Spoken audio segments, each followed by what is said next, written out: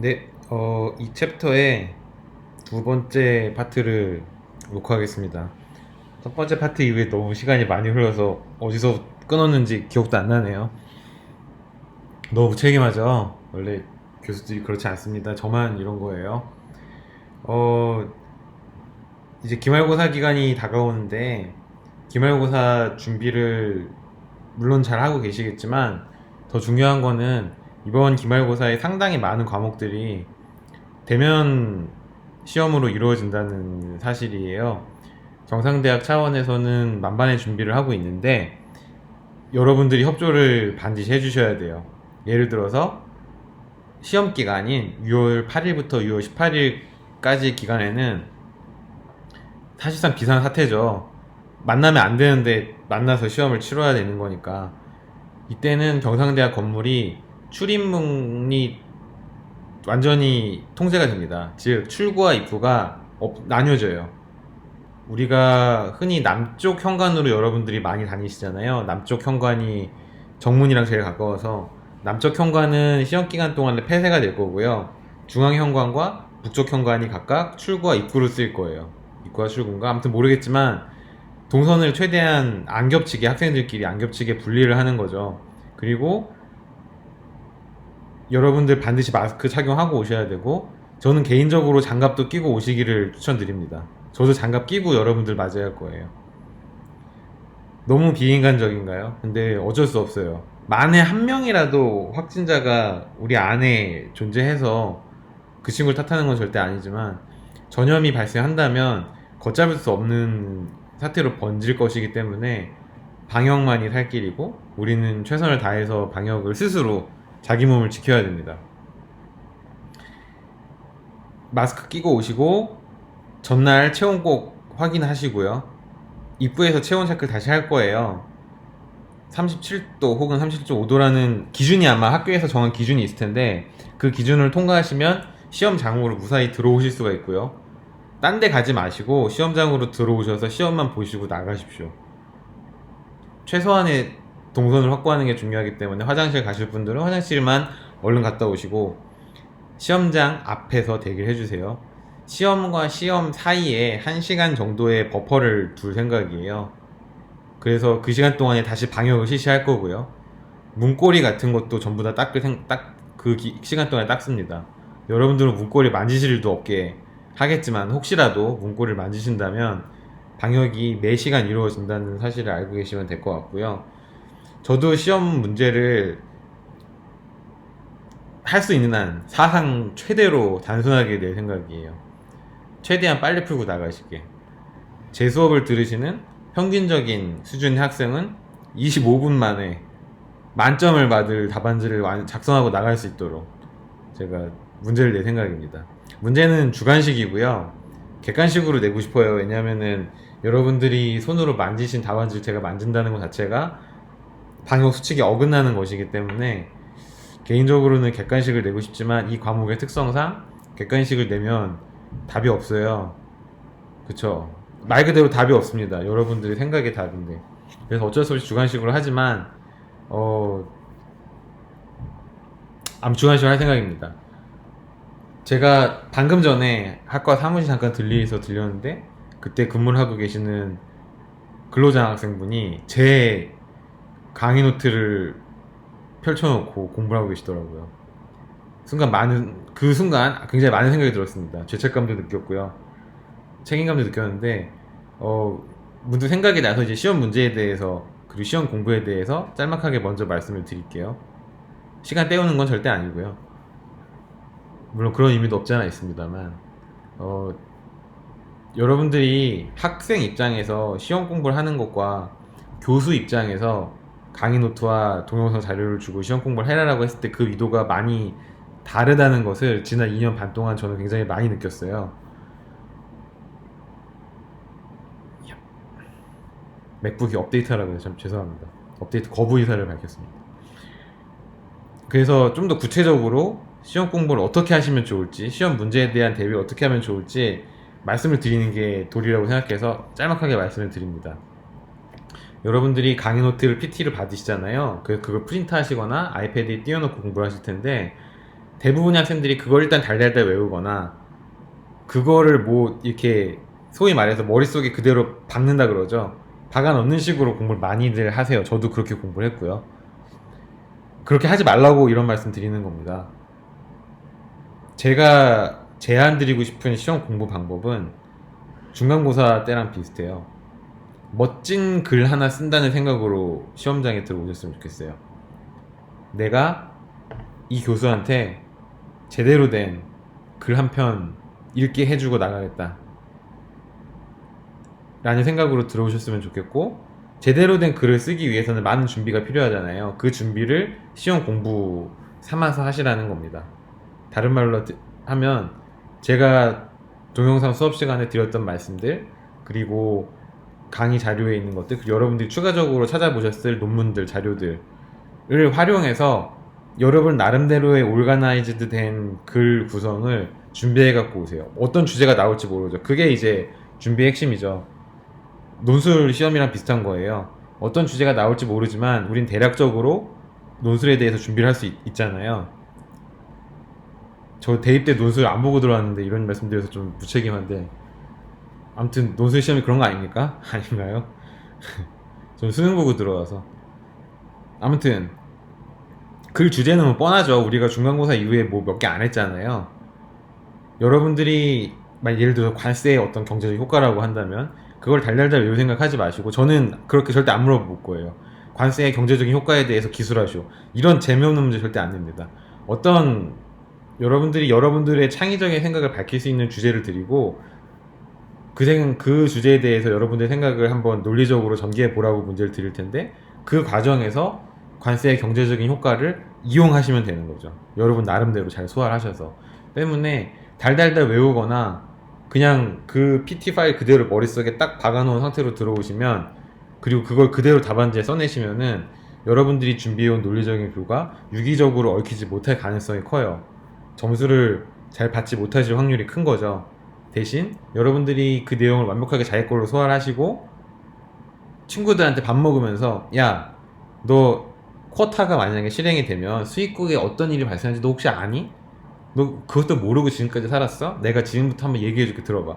이런 식으로 뭔가 자기 걸로 다시 소화를 해서 자기만의 언어로 다시 얘기할 수 있으면 저는 굉장히 100% 준비를 하고 계신 거라고 생각을 해요. 시험 문제도 그런 것들을 활용할 수 있는 식으로 문제를 낼 거고요. 중간고사와 굉장히 흡사한 문제가 나올 겁니다. 근데 이제부터 우리는 앞으로 동영상을 2개 올려드릴지 3개 더 올려드릴지 모르겠지만, 제가 추가적으로 올려드리는 동영상들은 다 이슈 분석 내용들이에요. 최근 현안들에 대해서 같이 곱씹어보는 그런 시간들입니다. 이 이슈들 중에서 나올 수도 있고, 혹은 코로나 바이러스처럼 지금 현재 최신 이슈에 대해서 여쭤볼 수도 있지만, 뭐가 나오든 비슷할 거 아니에요. 내용은 통상정책과 관련된 내용들이 나오겠죠. 때문에 여러분들이 준비하시는 과정에서는 크게 무리가 없을 거다라는 생각이 듭니다.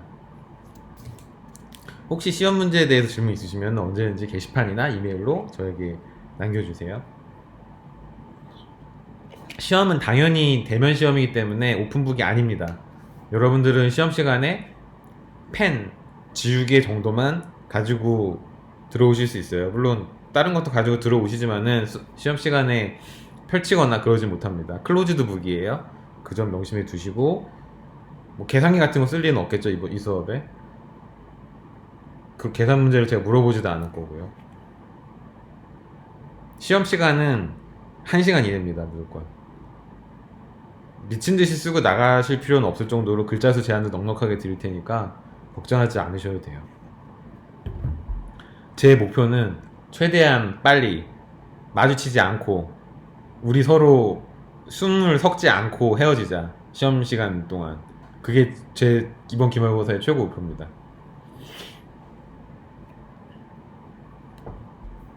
질문 없으시죠? 그러면은 수업 내용을 조금 얘기해 볼까요?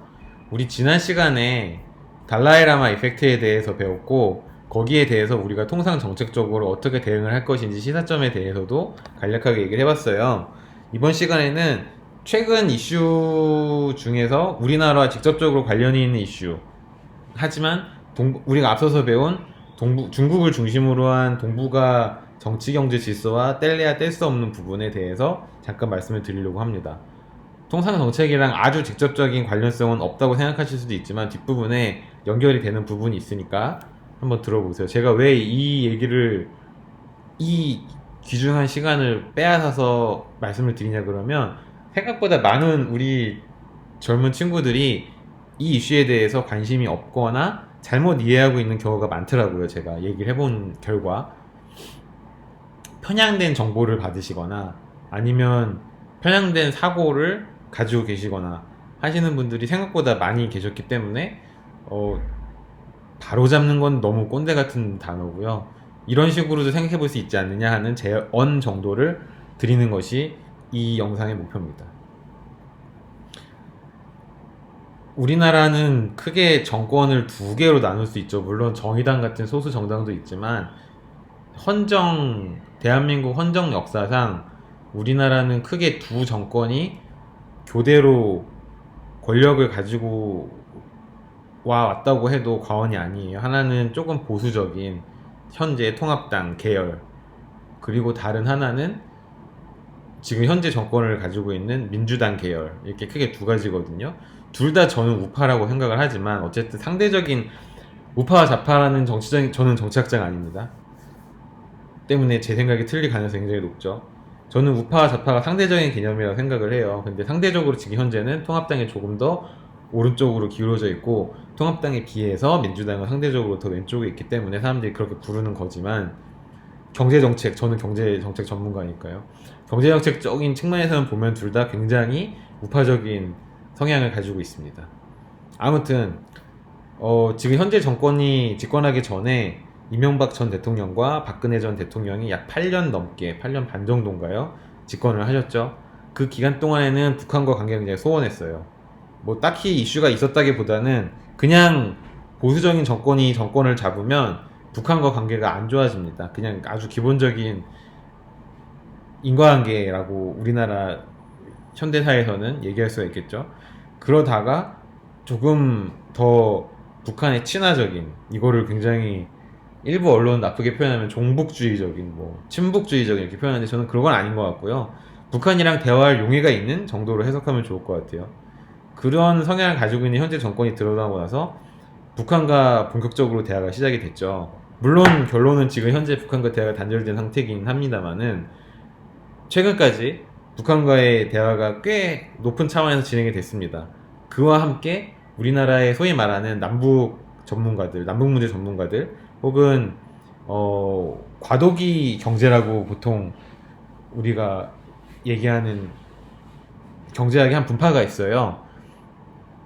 사회주의에서 민주주의로, 혹은 분리된 국가에서 통일된 국가로, 혹은 한민족에서 다른 민족으로 사회 레짐이 굉장히 큰 폭으로 변화할 때 경제나 경제 구조나 경제 정책이 어떻게 변화하는가를 연구하는 경제학의 한 분야가 있거든요. 트랜지션 이코노믹스라고 하는 분야인데, 그 쪽의 전문가분들이 굉장히 큰 관심을 갖고 이 이슈에 대해서 얘기를 하고 연구를 하셨습니다. 이 중에서 우리가 가장 주의 깊게 살펴보아야 될 것은, 북한과 우리나라는 독립된 두 개의 국가잖아요. 물론 우리나라 헌법에는 북한을 국가로 인정하고 있지 않지만 실질적으로는 북한을 1대1의 국가로 인정을 하고 있죠. 국가와 국가 간에 발생하는 여러 가지 통상 정책들이 어떠한 가능성들이 있었는지, 지금 현재는 단절된 상태이기 때문에 그런 거에 대해 살펴보는 게 굉장히 중요하다고 생각을 해서 몇 페이지를 할애를 했습니다. 지금부터 한번 살펴볼까요?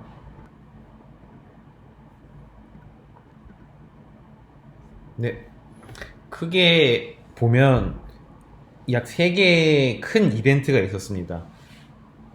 전 세계 매스컴이 주목했던 이벤트였죠.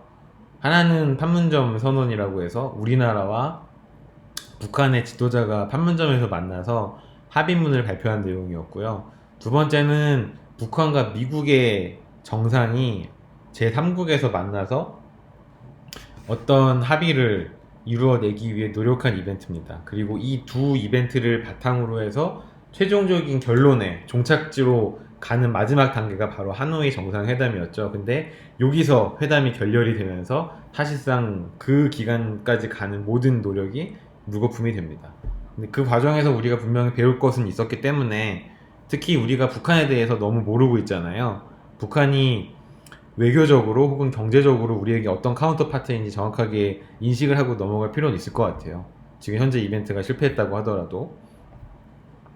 판문점 선언의 시기는 2018년 4월이었습니다. 제가 대전으로 온 직후네요. 제가 2018년 3월에 부임을 해서 막 첫 학기로 정신없이 보낼 때에 이 사건이 터진 거네요.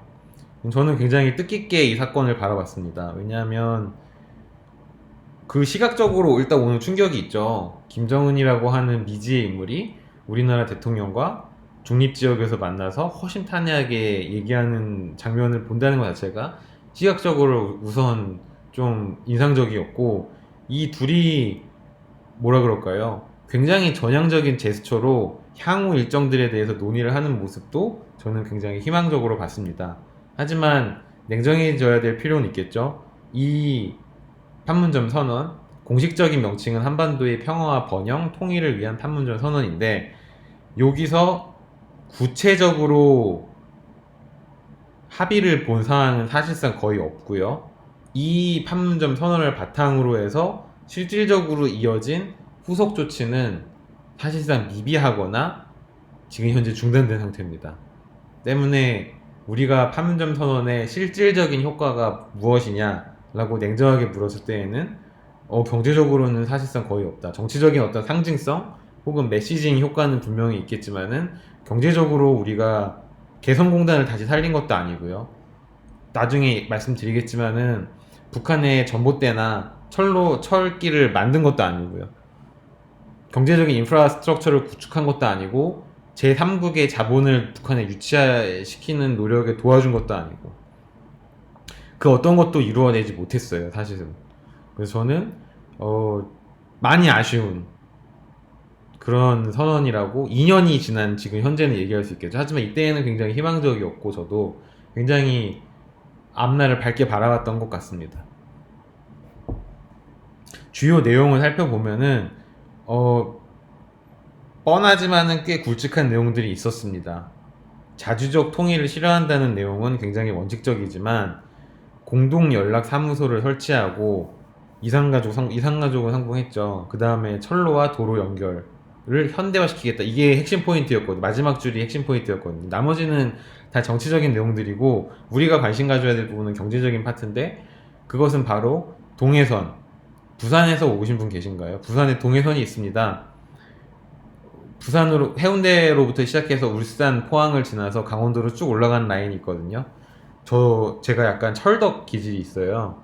철덕은 이제 철도 덕후 줄임말인데, 제가 기차 타는 거 굉장히 좋아해요. 그래서 전국인 기차를 타보는 게 이제 제 소위 말하는 취미는 아니고 일종의 드림 중에 하나인데, 해운대에서 출발하는 동해선이 작년에 아마 뭐라 그래요? 아무튼 새롭게 생겼거든요. 꼭 한번 가서 타보고 싶습니다. 길이 예쁠 것 같아서 그렇습니다. 근데 이게 원래는 북한까지 연결이 쭉 올라간대요. 경의선도 마찬가지죠. 경의선의 경이 서울이란 뜻이고요. 위가 신위주의 그 위자예요. 북한 맨 끝에 있는 신위주 있잖아요. 즉 경의선은 원래 서울에서부터 문산, 파주까지 연결되는 선이 아니라 개성, 평양을 지나서 신의주까지 가야 되는 철도입니다. 근데 이게 지금 끊겨 있죠. 이거를 연결시키겠다는 거예요. 이게 왜 중요하냐 그러면 북한의 도로와 철도는 굉장히 낙후돼 있어요. 우리나라와 이게 악유가 맞지 않을 가능성이 많습니다. 이것을 하나로 표준화, 규격화를 시켜서 부산으로부터 출발되는 철도가 북한을 관통해서 중국, 몽고, 유라시아 대륙까지 넘어가게끔 만들겠다는 게 이제 큰 청사진이었던 거죠. 도로 마찬가지입니다. 도로도 김정은 북한 국방위원장이 굉장히 유명한 발언을 했죠. 그분이 늦었어요, 회담에.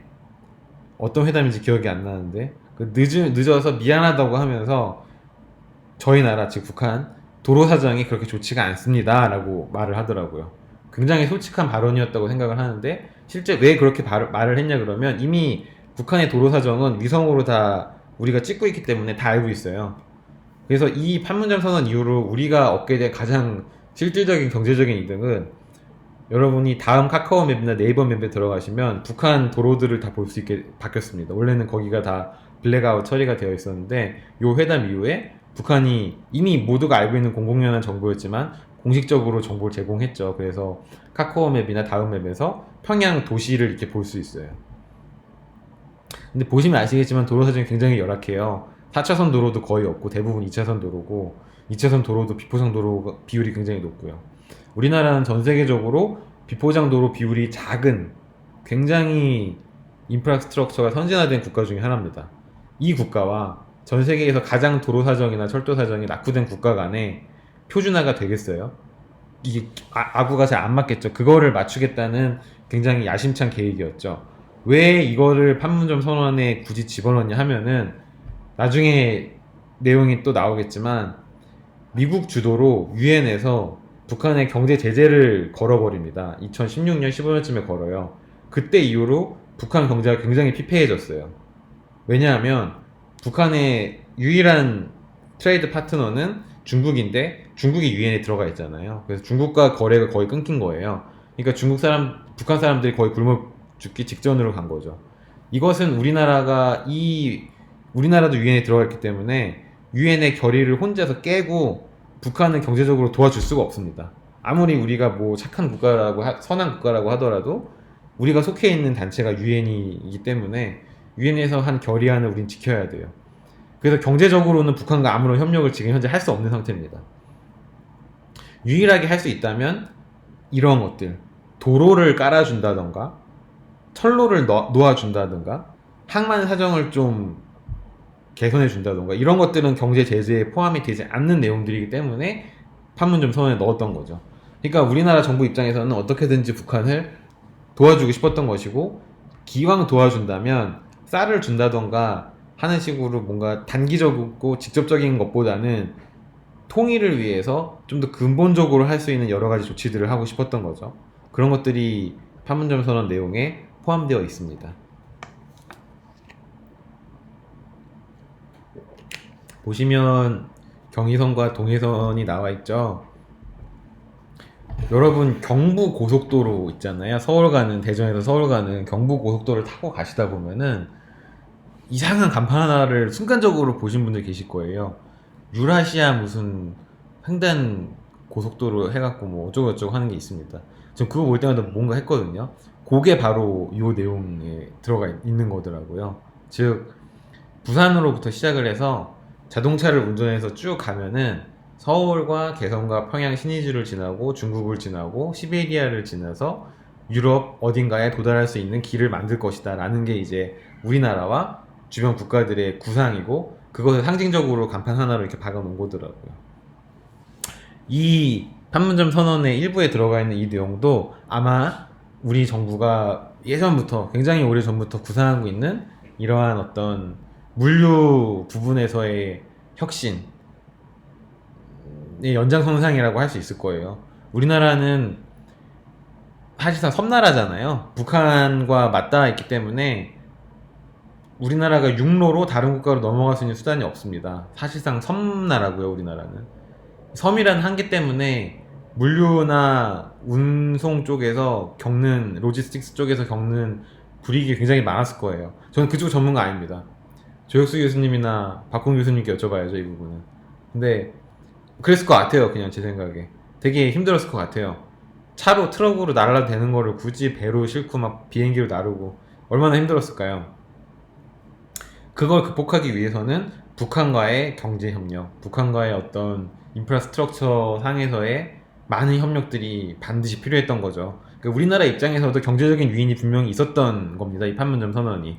단순히 선의를 위해서 뭐 우리 아빠 엄마가 통일해야 한다고 하니까 우리도 통일해야 돼. 그게 아니라 경제적으로 뭔가 가지고 있었던 유인들이 있었을 것이고 그것이 통상 정책적인 관점에서 바라볼 구석이 분명히 있다는 거죠. 한번 생각을 해보세요. 왜 우리나라 지금 현재 정부는 그렇게 북한과 뭔가 하고 싶어서 안달이 났을까? 단순히 청와대에 주사파가 있어서 청와대 뭐 빨갱이들이 있어서 아닌 것 같아요, 제 생각에는. 제가 대학생 때까지만 하더라도 소위 말하는 운동권 학생 중에 종북주의자 형 누나들이 있었습니다만은 지금 현재 사실상 없죠. 아무런 의미가 없는 주장들이고요. 경제적으로 뭔가 유인이 있었을 텐데 그것들이 무엇이었을까 한번 생각해 보시면 재밌을 것 같습니다. 그 다음으로 군사적으로도 서로 좀 더 평화적인 방향으로 나아가기로 합의를 봤고요. 이때 되게 유명했던 게 북한이랑 우리나라랑 혹시 그 뭐죠? 휴전선 근처에서 근무해 보신 남학생분들 계십니까? 되게 시끄러워요. 그 38선 인근이 엄청 시끄럽습니다. 서로 엄청 큰 스피커로 선전 방송을 하거든요. 그 선전 방송에 굉장히 많은 내용들이 들어가 있습니다. 레드벨벳 노래도 틀어주고요. 빨간맛도 막 나와서 막 북한에 막 쏘죠. 막 우리 이렇게 좋은 노래 있는데 우리나라랑 우리나라 문화가 이렇게 우월하다. 너네는 별로야. 막 뭐 이런 식으로 막 레드벨벳 막 엑소 이런 거 틀어주고 막 그쪽에서도 막 틀죠. 막 응원가 막 그런 거 있잖아요. 그쪽 노래들 막 틀고 막 주장하고 서로 막 우리나라 망명한 사람들 빨리 잡아 죽여라 막 이런 내용 하고 그런 거 일치 안 하기로 합의했죠. 이 판문점 선언을 계기로 해서 지금 현재도 안 하고 있는지 모르겠습니다. 제가 군대 갔다 온 지 너무 오래돼서 지금 현재 상황은 잘 모르겠어요. 이게 이제 굉장히 유명한 사건이죠. NLL 북방 한계선이라고 하는 여기서 이제 우리가 판문점 선언에서 구체적으로 합의한 내용은 이겁니다. 서로 평화적으로 조업을 하자는 겁니다. 예전에는 북한 그 군사선이 아니라 그냥 어업을 하는 일반인 민간인 선이 넘어와도 바로 발포를 할 수 있었던 그런 상황이었는데 이제는 공동의 수역을 가지고 서로 사이좋게 어업을 하자는 거죠. 이것도 지금 현재는 실현이 되지 않고 있습니다. 마지막 내용이 굉장히 아쉬운 내용인데요. 여기서 비핵화에 대한 구체적인 내용을 언급을 하지 못했어요. 왜냐하면 북한의 비핵화 문제는 우리나라와 북한 간에 해결해야 될 문제가 아니라 북한과 미국 간에 해결해야 될 문제였기 때문이죠. 때문에 이 북한의 핵 문제를 해결하지 않고서는 통일이나 아니면은 양국가 간 군비 감축이나 군사적 긴장 완화라든가 이런 것들에 대해서 논의를 시작할 수도 없는데 우리나라는 이 문제에 대해서는 언급을 할 수 있는 자격이 없었던 거죠. 왜 없을까요?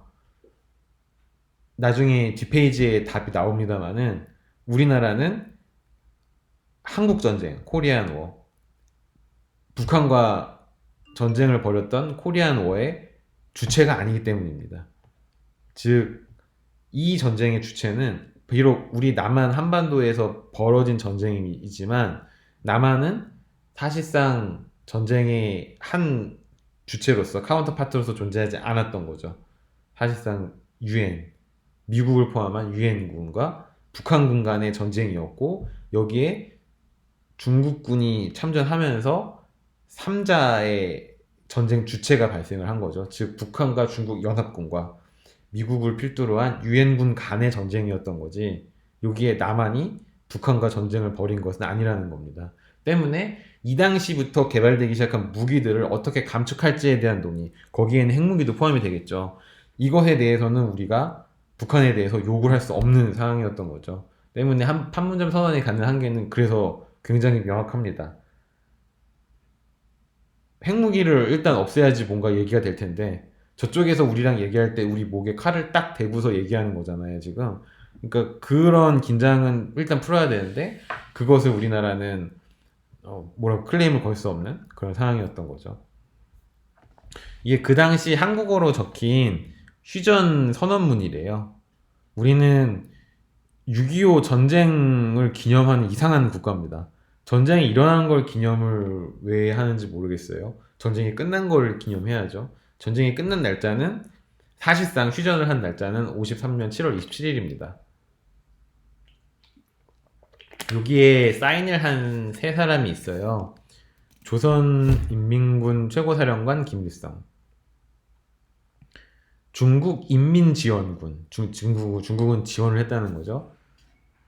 평 어쩌고. 그 다음에 국제연합군 총사령관, 미국 특군대장 이 사람 누군지 모르겠지만 뭐 이런 분들이 서명을 해서 휴전이 이루어진 겁니다. 그러니까 사실상 이 휴전은 공식적으로는 우리의 위지가 아니라 미국과 북한과 중국의 위지로 지금 현재 우리나라 전쟁이 억제되고 있는 거고, 이 전쟁 억제에 대해서 얘기하는 주체들도 이 세계 국가여야 한다는 것이 국제 법상의 논리인 거죠. 그래서 판문점 선언은 분명한 한계를 갖습니다. 이런 면에서요. 아쉬운 부분이긴 하죠. 하지만 지난 8년 동안 완전히 끊겨있던 대화의 창구를 다시 시작했다는 굉장히 큰 상징적인 의미는 가지고요. 우리나라가 북한을 어떤 식으로 도와주고 싶어 하는지 그 구체적인 방향성이 나왔다는 점에서 연구하는 사람들한테는 굉장히 큰 힌트를 준 이벤트이기도 합니다. 이제 그 이후에 굉장히 신속하게 2018년 6월 12일에 북한과 미국의 정상이 싱가포르에서 만납니다. 그래서 이제 이때 중국은 끼지 않았고요. 왜 끼지 않았는지는 모르겠습니다. 아마 합의에 의해서 아마 안 낀 것 같아요. 구체적으로 전쟁을 어떻게 끝낼 것인지, 지금 현재 전쟁이 현재도 유지되고 있는데 이 전쟁을 어떻게 끝낼 것인지에 대한 논의를 이제 하게 됩니다. 그래서 많은 논의들이 실제로 있었어요. 그리고 핵무기 감축에 대한 논의도 실제로 있었고, 실제로 핵무기를 그래서 하나 없애죠. 풍계리라는 미사일 발사 런치, 스타크래프트 하시는 분들 아시죠? 뉴클리어를 런치하기 위해서는 따로 커맨드 센터 옆에 따로 지어야 되잖아요. 그거 하나 없앤 거예요. 그리고 제3차 북미 회담으로 구체적인 협의 사항들은 패스를 하고 넘기고, 많은 것, 그 다음에 이제 북한에 수감되어 있던 소위 말하는 포로들을 미국으로 돌려보내고 하는 식으로 화해 제스처를 이제 구체적으로 취하게 됩니다. 근데 이제 하노이에서 이 회담이 깨지게 되죠. 그래서 최종 합의문을 발표를 하지 못했고요. 이제 뭐 핑계는 있어요. 항상 명분이 있죠, 이 사람들은. 항상 어떤 회담을 결렬을 시키기 위해서는 명분이 있습니다만, 그것은 그야말로 명분일 뿐이고요. 많은 해석들이 있습니다만 어쨌든 이 이후로 북한과 미국은 다시 냉랭한 관계로 돌아서고, 우리나라는 미국과 동맹을 맺고 있는 국가이기 때문에 북한에서는 우리나라를 당연히 안 좋게 보겠죠. 가운데 껴서 너네 뭐 하는 거냐, 우리랑 같은 민족 아니었어? 근데 왜 너네 미국 편 들어? 하는 식으로 굉장히 불쾌한 감정을 숨기지 않고 밝히죠. 그러면서 사실상 관계가 다시 원점으로 돌아가는 그런 사태에 직면하게 됩니다. 여기까지가 이제 객관적으로 살펴본 새 회담의 타임라인이에요. 우리가 왜 이런 것에 대해서 공부를 하냐 하면은, 우리나라 국가 정책 중에 가장 중요한 정책 목표 중에 하나가 통일이기 때문입니다. 여러분들은 사실상 북한과 상관없는 시대를 살으셨죠. 여러분이 태어나실 당시부터 지금까지 한 2000년 전후인가요? 2000년 전후부터 2020년이 넘은 지금까지 여러분들은 살면서 북한에 대해서 그렇게 아주 많은 고민을 해보진 않으셨을 거예요. 저는 1980년대, 90년대에서 유년 시절을 보내면서 몇 가지 경험을 하긴 했습니다. 하나는, 저는 초등학교를 나오지 않고 국민학교를 나온 세대인데 생각보다 여러분들과 갭이 있어요. 함부로라고 하면 너무 건방지고, 아무튼 나이 갭이 좀 있는 편입니다.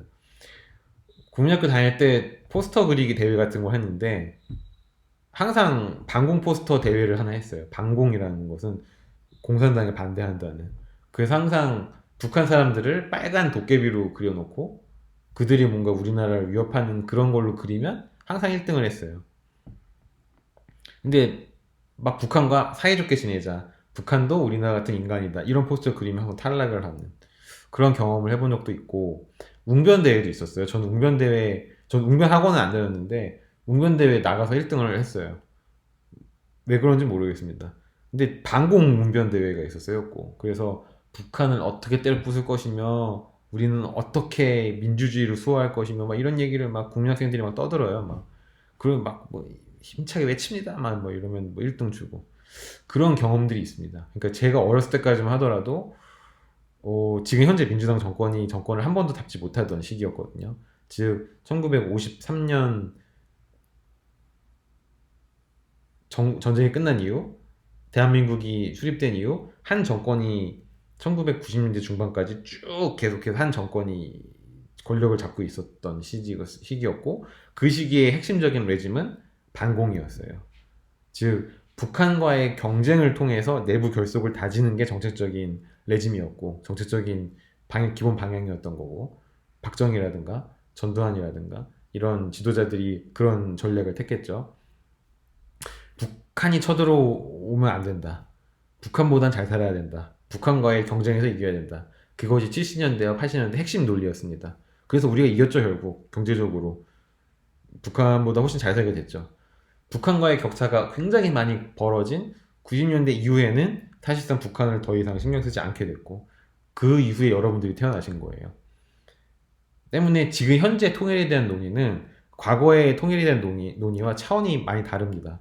과거에는 북한과 어떻게 경쟁을 해서 이길 것이냐, 이겨서 어떻게 통일할 것이냐, 그것이 주된 논의였다면 이제는 모두가 알고 있어요. 북한이 우리나라보다 훨씬 못 산다는 것을. 만약에 통일하게 된다면 우리가 북한에 굉장히 많은 것을 베풀어야 되고, 우리가 북한에 앞서 말씀드린 바와 같이 철도도 깔아주고 항만도 다시 만들어주고 공항도 만들어주고 해외 자본도 우리가 유치해서 갖다 줘야 되고, 그래서 북한 2,500만 주민들이 먹고 살 만한 먹거리가 있게끔 우리가 일자리를 마련을 해줘야 되고 그 다음에 통일이 이루어져야 되거든요. 과거와 굉장히 다른 논의의 통일 정책들이 나오게 된 거죠. 그래서 많은 통일에 대한 보고서들이 있습니다. 한 번쯤 읽어보시는 게 좋을 거예요. 여기 세 개의 보고서를 이제 제가 했는데 한번 이 중에 하나 정도는 한번 읽어보십시오. 읽어보시면 지금 현재 학자들이 통일을 어떻게 바라보고 있고 얼마나 냉정하게 통일을 하는 것이 우리나라 이득인지 아닌지를 계산하고 있는지를 한 번쯤 생각해 보시면 좋을 것 같아요.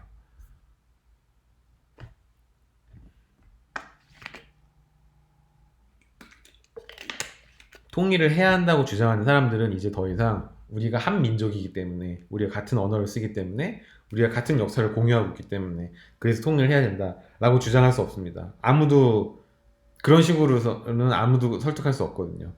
통일을 했을 때 경제적으로 우리가 이득을 볼 수 있다라고 주장을 해야겠죠. 그렇게 주장한 가장 유명한 사람이 누굽니까? 박근혜 전 대통령이죠.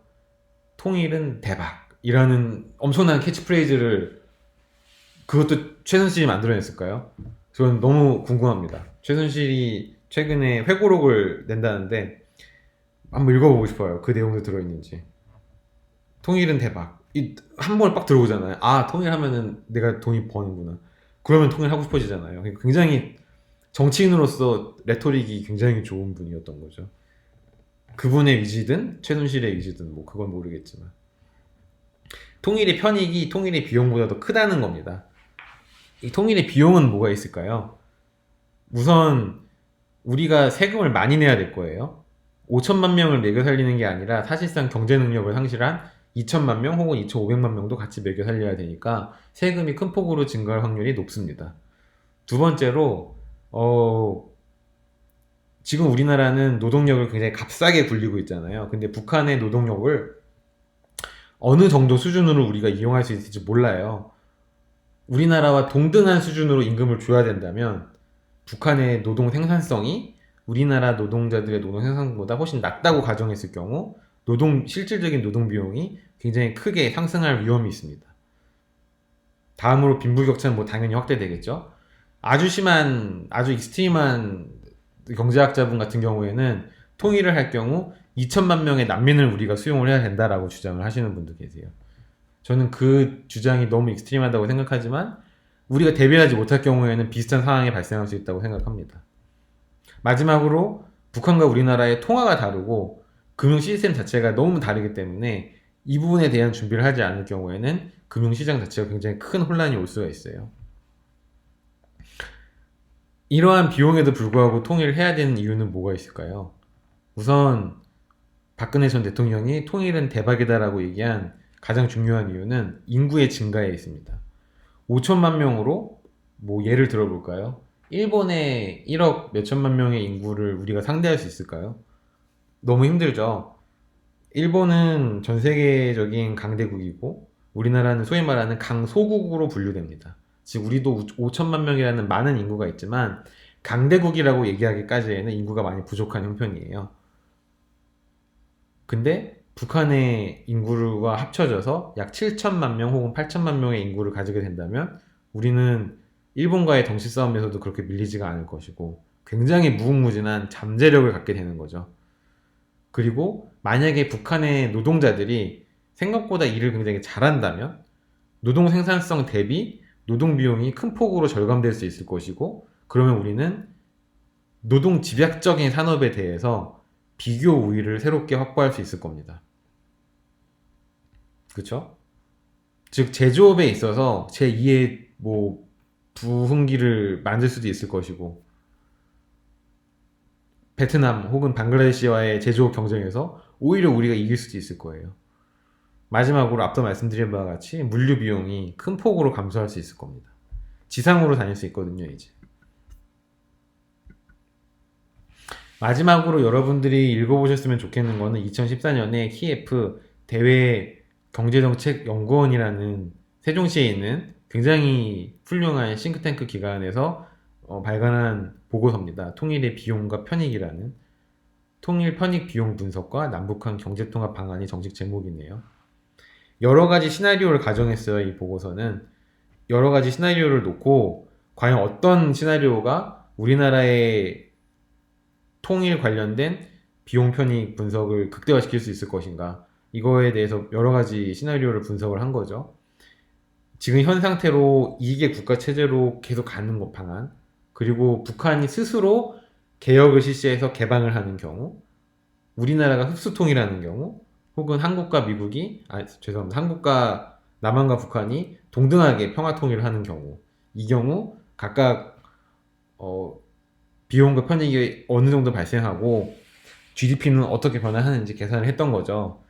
그랬더니 평화통일을 할 경우, 즉 우리나라와 북한이 1대1로 단판을 지어서 협의문을 도출하고 구체적인 실행 방안들을 해서 독립적으로 통일을 할 경우 우리나라와 북한을 포함해서 미국, 중국, 러시아, 일본 등 4개, 우리를 포함한 4개 국가 모두 GDP가 큰 폭으로 증가한다는 분석 결과가 나왔다는 거죠. 즉 한반도를 둘러싼 불필요한 군사적인 긴장이 해소되는 것만으로 한반도 주변 동북아시아 국가들의 경제적인 편익이 굉장히 커질 수 있다는 것이 키예프의 분석 결과였습니다. 우리나라도 북한의 경우에는 워낙 경제 규모가 작으니까요. 약 16%포인트 정도 연평균 성장을 하고 우리나라도 추가적으로 GDP가 1%포인트 정도 더 증가할 여지가 있다라고. 이건 저는 굉장히 고무적인 분석 결과라고 생각을 해요.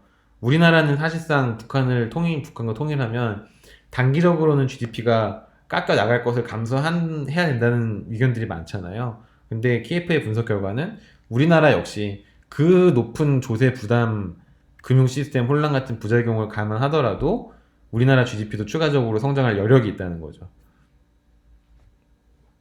다만 북한의 굉장히 많은 규모, 굉장히 큰 규모의 재정이 투입이 돼야 되는 것은 기정사실이기 때문에 재정 적자에 시달릴 것이고, 그 재정 적자가 만성적으로 될 위험도 있고, 빈부격차 같은 사회 문제가 발생을 할 수도 있고, 뭐 어쨌든 사회적인 비용, 경제적인 비용은 반드시 발생을 한다는 거고요. 왜 통일을 시급하게 해야 되냐라고 주장하는 분들이 제시하는 굉장히 놀라운 사실입니다. 우리나라와 북한의 성인 남자의 키 차이가 무려 15cm 차이가 난대요. 우리나라 남자의 평균 신장은 173cm. 이게 더 이상 안 자라고 있죠. 즉 신검 결과가 제일 정확한데 최근 10년 동안 우리나라 젊은 남성들의 평균 신장은 172, 173에서 정체돼 있어요. 유전적으로 더 이상 클 수 없는 레벨이 173인 것 같아요. 근데 북한은 거기에 한참 못 미치는 158cm래요, 지금. 이게 상징하는 바가 뭐냐 그러면, 영양분을 100% 완벽하게 섭취했을 때 우리가 도달할 수 있는 최고 신장이 173cm라면, 북한은 약 15cm 정도 덜 자랄 정도로 영양이 지금 굉장히 부족하게 공급되고 있다는 거죠. 이거는 뭐 북한과의 정치적인 이념 문제 혹은 뭐 군사적인 문제 이런 걸 떠나서 인도적인 차원에서 굉장히 시급한 문제인 거죠. 기대 수명이 지금 12년 차이가 나요. 하루에 공급되는 칼로리가 1000kcal 정도 차이가 납니다. 성인 남성 기준으로. 우리나라와 가장 가까운 국가에서 이런 일이 발생을 하고 있습니다. 근데 뭐 지금 우리나라 할 수 있는 게 없죠. 사실상 위엔의 결의가 지금 들어가 있기 때문에 이거는 참고적으로 보시면 좋을 것 같습니다. 즉 북한에 뒤에 페이지 하나 더 있나요? 아 이게 있네. 요거 보면서 얘기하면 될 것 같네요. 북한이 사실상 폐쇄경제 국가잖아요. 근데 북한이 유일하게 무역을 했던 국가가 중국이에요. 근데 중국과 무역이 2017년 이후 유엔의 경제 제재 조치 이후 완전히 끊겨버리면서 북한은 필수적인 부분에서 수입과 수출을 하지 못하게 됩니다. 예를 들어서 연료 같은 거요. 북한도 석유가 나지 않는 국가잖아요. 중국으로부터 석유를 수입을 해서 쓰는데 이게 끝나버리니까 나무를 해서 땔감을 해서 불을 뗐대요. 그러니까 나무가 다 민둥산이 돼버리고 민둥산이 되니까 조금만 비가 내려도 산사태가 발생해서 홍수가 발생하고 사람들이 죽어나가요. 근데 그걸 회복할 만한 뭐 재정 여력도 없고 경제적인 인프라도 없으니까 그 상태로 또 살아요. 근데 석유를 수입할 수 없으니까 또 나무를 땔감을 해서 씁니다. 그럼 다음 우리 장마 때 또 무너져 내리고 그래서 또 죽어나가고 그래서 굶고 지금 악순환인 거예요, 얘네가. 이거를 어떻게 해결할지 우리나라 정부가 풀어줘야 되는데 왜냐면은 북한의 인도적인 심정을 가지고 있는 유일한 국가가 우리나라잖아요. 우리나라가 인도적인 차원에서 경제 조치를 부분적으로라도 풉시다라고 얘기를 해야 되는데 지금 현재 미국 정부인 트럼프 정권은 북한과 완전히 대척점에 있기 때문에 그게 지금 불가능한 상황인 거죠. 그래서 북한 사람들은 지금 죽어나가고 있고 우리나라는 가운데서 발만 동동 구르고 무기력하게 지금 가만히 서 있고 미국은 지금 미국 내부 문제가 너무 심하고 중국과의 무역 전쟁 문제가 너무 심하기 때문에 북한까지 신경 쓸 여력이 없는 상황이고요. 여러모로 지금 북한은 아사 상태에 있는 거죠. 김정은 위원장이 왜 밖으로 그렇게 나왔는지도 이제 여러분들은 이해가 되실 겁니다. 이 상태로 가만 냅뒀다가는 더 이상 국가 유지가 안 되는 지금 상태라는 것이 대부분 전문가들의 의견이죠. 즉 김정은 위원장도 내부적으로 결속을 잘 할 수 있었다면은 굳이 남한과 대화를 하려고 노력을 안 했을 거예요. 근데 더 이상 그런 상황이 아니었다는 그런 얘기입니다. 풀어야 될 숙제가 굉장히 많고요. 우리가 과연 북한을 어떻게 지금 현재 상황에서 어떻게 도와줘야 될지 그리고 혹은 도와는 줘야 될지 안 도와줘도 되는지 한 번쯤 생각해 보세요. 우리나라 입장에서 철저하게 우리나라 입장에서 북한과의 문제를 정책적으로 어떻게 풀어야 되는지 한 번쯤 생각해 보셨으면 좋겠습니다. 뭐 굳이 시험이 아니라 한국에 사는 한국민으로서 한 번쯤 생각해 보면 좋은 일이잖아요. 그렇죠? 여기까지 하고 다음 시간에 완전히 새로운 내용으로 다시 얘기를 나누겠습니다.